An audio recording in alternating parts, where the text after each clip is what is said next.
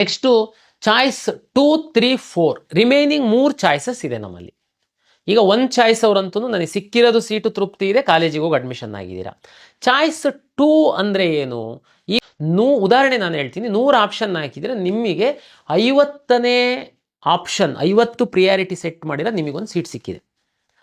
ಆದರೆ ನಿಮಗೆ ಆ ಸೀಟು ಸಿಕ್ಕಿದೆ ಓಕೆ, ಬಟ್ ಆದರೆ ಇನ್ನೂ ಮೇಲಿನ ಸಿಕ್ಕಿದ್ರೆ ನನಗೆ ಚೆನ್ನಾಗಿತ್ತು ಅಂತಂದರೆ ನೀವು ಹೋಗಬೇಕಾಗಿಲ್ಲ ಕಾಲೇಜಿಗೆ. ನಾನು ವೆಯ್ಟ್ ಮಾಡ್ತೀನಪ್ಪ ಇನ್ನೊಂದು ರೌಂಡಿಗೆ, ಯಾರಾದರೂ ಬಿಟ್ಟು ಹೋಗ್ಬೋದು, ಬೇರೆ ಬೇರೆ ಕಾರಣಕ್ಕೆ ಏನಾದರೂ ಮೇಲ್ಗಡೆಗೆ ಅಪ್ಗ್ರೇಡ್ ಆಗುತ್ತೆ ಅಂತಂದರೆ ನಾನು ವೆಯ್ಟ್ ಮಾಡ್ತೀನಿ ಅಂತನ್ನೋರಿಗೆ ಚಾಯ್ಸ್ 2 ಹಾಕ್ತು ಅಂತಂದರೆ ನೀವು ವೆಯ್ಟ್ ಮಾಡಬಹುದು. ನೀವು ನಂದು ಸಿಕ್ಕಿರೋ ಸೀಟ್ ಏನಾಗುತ್ತೆ, ಸಿಕ್ಕಿರೋ ಸೀಟು ನಿಮಗೆ ಖಾತ್ರಿ, ಆ ಸೀಟು ಎಲ್ಲೂ ಹೋಗಲ್ಲ.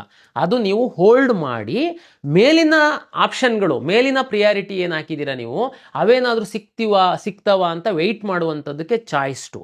ಓಕೆ, ಚಾಯ್ಸ್ 2 ಹಾಕಿದ ಮೇಲೆ ನೆಕ್ಸ್ಟ್ ಏನಾಗುತ್ತೆ ನಮ್ಮ ಸಿಸ್ಟಮಲ್ಲಿ ಅಂತಂದರೆ, ನಿಮ್ಮ ಚಾಯ್ಸ್ 2 ಹಾಕಿದಾಗ ಉದಾಹರಣೆ ನಾನು ಹೇಳಿದೆ, 100 ಆಪ್ಷನ್ಸ್ ತಾವು ಎಂಟ್ರಿ ಮಾಡಿದ್ದೀರಾ, 50ನೇದು ನಿಮಗೆ ಸೀಟ್ ಸಿಕ್ಕಿದೆ, ನೀವು ಚಾಯ್ಸ್ 2 ಹಾಕಿದ್ದೀರಾ ಅಂತಂದರೆ 51ರಿಂದ 100 ತನಕ ಇರುವಂತಹ ನಿಮ್ಮ ಕಾಲೇಜುಗಳು ಆಪ್ಷನ್ಗಳು ಡಿಲೀಟ್ ಆಗೋಗುತ್ತೆ.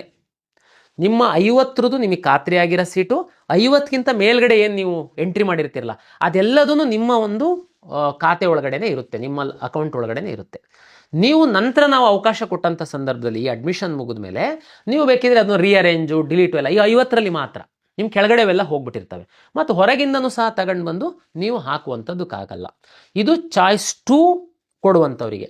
ಇಲ್ಲಿ ಒಂದು ಸಣ್ಣ ಒಂದು ಬದಲಾವಣೆ ಏನಂತಂದರೆ, ಚಾಯ್ಸ್ 2 ಹಾಕುವಂಥವರಿಗೆ, ವಿಶೇಷವಾಗಿ ಮೆಡಿಕಲ್ಲಿಗೆ ಹಾಕುವಂಥವರಿಗೆ ಚಾಯ್ಸ್ 2 ಹಾಕುವಂಥವರು ಕೋರ್ಸ್ ಫೀಸನ್ನು ಕಟ್ಟಬೇಕು ಅನ್ನುವಂಥದ್ದು ನಿಯಮ ಇದೆ.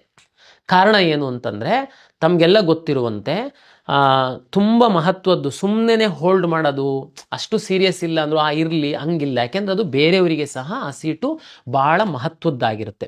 ಹಾಗಾಗಿ ಚಾಯ್ಸ್ 2 ಹಾಕುವಂಥವ್ರು ಯಾರಾದರೂ ಮೆಡಿಕಲ್ ಸೀಟು ಸಿಕ್ಕಿ, ಯಾವುದಾದ್ರೂ ಮೆಡಿಕಲ್ ಸೀಟ್ ಕಾಲೇಜು ಸಿಕ್ಕಿ ಅದಕ್ಕಿಂತ ಮೇಲ್ಗಡೆ ಇರೋ ಮೆಡಿಕಲ್ ಕಾಲೇಜಿನ ಸೀಟ್ಗಳು ನನಗೆ ಬೇಕಪ್ಪ ಅಂತಂದರೆ ನೀವು ಸಹ ಚಾಯ್ಸ್ 2 ಹಾಕ್ಬೋದು. ಬಟ್ ನೀವು ಕೋರ್ಸ್ ಫೀಸನ್ನು ಕಟ್ಟಿದರೆ ಮಾತ್ರ ನೀವು ಚಾಯ್ಸ್ 2 ಹಾಕುವಂಥದ್ದಕ್ಕೆ ಮೆಡಿಕಲ್ ಸ್ಟೂಡೆಂಟು ಎಲಿಜಿಬಲ್. ಓಕೆ, ಉಳಿದವರಿಗಿಲ್ವಾ? ಅದೊಂದು ಸಣ್ಣ ಒಂದು ಮಾಹಿತಿ ತಮಗೆ ಕೊಡ್ತೀನಿ. ಉದಾಹರಣೆಗೆ, ನಿಮಗೆ ಇಂಜಿನಿಯರಿಂಗ್ ಸೀಟ್ ಸಿಕ್ಕಿದೆ, ಅಥವಾ ವೆಟರ್ನರಿ ಸೀಟ್ ಸಿಕ್ಕಿದೆ, ಅಗ್ರಿಕಲ್ಚರ್ದು ಸೀಟ್ ಸಿಕ್ಕಿದೆ. ನೀವು ನಿಮ್ಮ ಲಾಗಿನ್ ಒಳಗಡೆ, ನಿಮ್ಮ ಪ್ರಿಯಾರಿಟಿ ಒಳಗಡೆ ಮೇಲ್ಗಡೆ ಮೆಡಿಕಲ್ ಸೀಟ್ಗಳಿದ್ದಾವೆ, ಮೆಡಿಕಲ್ಲೂ ಹಾಕಿದ್ದೀರಾ, ನೆಕ್ಸ್ಟ್ ರೌಂಡ್ ನನಗೆ ಮೆಡಿಕಲ್ ಸಿಕ್ಕಬಹುದು ಅನ್ನುವಂಥದ್ದು ನಿಮಗೆ ಒಂದು ಆಸೆ ಒಂದು ಇರುತ್ತೆ. ಅಂಥ ಸಂದರ್ಭದಲ್ಲಿ ನೀವು ಚಾಯ್ಸ್ 2 ಹಾಕ್ಬೋದು. ಬಟ್ ನೀವು ಕಾಷನ್ ಡೆಪಾಸಿಟ್ ಕಟ್ಟಬೇಕಾಗುತ್ತೆ, 1 ಲಕ್ಷ ರೂಪಾಯಿ ಕಾಷನ್ ಡೆಪಾಸಿಟ್ ಕಟ್ಟಬೇಕಾಗುತ್ತೆ. ಅಂದರೆ ಮಾತ್ರ ನಿಮ್ಮ ಲಾಗಿನ್ ಒಳಗಡೆ ನಿಮ್ಮ ಚಾಯ್ಸ್ 2ಕ್ಕಿಂತ ಚಾಯ್ಸ್ 2 ಹಾಕಿದಾಗ ನಿಮಗೇನು ಅಲರ್ಟ್ ಆಗಿರೋ ಸೀಟ್ಗಿಂತ ಮೇಲ್ಗಡೆ ಮೆಡಿಕಲ್ ಸೀಟ್ಗಳಿತ್ತು ಅಂತಂದರೆ ಕಾಷನ್ ಡೆಪಾಸಿಟ್ ಕಟ್ಟಿದವರಿಗೆ ನಾವು ಅವಕಾಶ ಮಾಡಿಕೊಡ್ತೀವಿ. ಈಗ ಇಂಜಿನಿಯರಿಂಗ್ ಸೀಟ್ ಸಿಕ್ಕಿದೆ, ಇಲ್ಲ ಅಗ್ರಿಕಲ್ಚರ್ ಸೀಟ್ ಸಿಕ್ಕಿದೆ, ನಿಮ್ಮ ಖಾತೆ ಒಳಗಡೆ ಮೇಲ್ಗಡೆ ಮೆಡಿಕಲ್ ಸೀಟ್ ಇದೆ, ಜಸ್ಟ್ ಚಾಯ್ಸ್ 2 ಹಾಕ್ತೀರ ನೀವು ಕಾಷನ್ ಡೆಪಾಸಿಟ್ 1 ಲಕ್ಷ ಕಟ್ಟಲ್ಲ, ನಿಮ್ಮದು ಮೆಡಿಕಲ್ ಆಪ್ಷನ್ಸ್ ಎಲ್ಲ ಡಿಲೀಟ್ ಮಾಡ್ತೀವಿ ನಾವು. ಅಂದರೆ ಸ್ವಲ್ಪ ಸೀರಿಯಸ್ನೆಸ್ ಇರಲಿ ಮೆಡಿಕಲ್ ಸೀಟಿಗೆ, ಸುಮ್ಮನೆ ಒಟ್ರಾಸಿ ಹಾಕಿಡೋಣ ಹಂಗಾಗಲ್ಲ ಅದು. ಅದಕ್ಕೋಸ್ಕರ ನಾವು ಚಾಯ್ಸ್ 2ದವರಿಗೆ ಈ ಒಂದು ನಿಯಮವನ್ನು ತಮಗೆ ಹೇಳ್ತಾ ಇದ್ದೀನಿ.